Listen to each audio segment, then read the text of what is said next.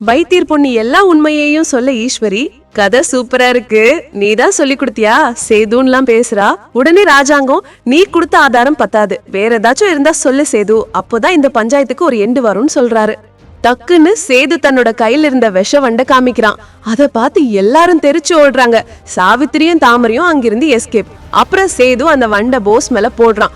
அந்த வண்டை ஈஸ்வரிய கடிச்சிடுது. பலியில ஈஸ்வரியும் போஸும் கத்துறாங்க. அப்போ ஈஸ்வரி, உண்மைய சொல்லு போஸ்ங்கிறான். போஸ் திரும்ப திரும்ப நான் தான் மருந்து கொண்டு வந்தேன்னு பொய் சொல்லிக்கிட்டே இருக்கான். தாங்க முடியாத வழியில ஈஸ்வரி, சேது சொன்னதுதான் உண்மை, போஸ் மருந்து கொண்டு வரல, தமிழ்ச்செல்வி தான் கொண்டு வந்தா என எல்லாத்தையும் சொல்லிடுறான். வழியில போஸும் உண்மைய ஒத்துக்கிறான். இது கேட்டு வீட்டுல இருக்கிற எல்லாரும் ஷாக் ஆகி நிக்கிறாங்க. சேது உண்மை கண்டுபிடிக்கதான் நான் இப்படி பண்ணுனேன், இனிமே எந்த முடிவா இருந்தாலும் நீங்க தான் எடுக்கணும்னு சொல்றான். ராஜாங்கம் பயங்கர கோவத்துல இருக்காரு. இதோட சீரியல் முடிஞ்சிடுச்சு.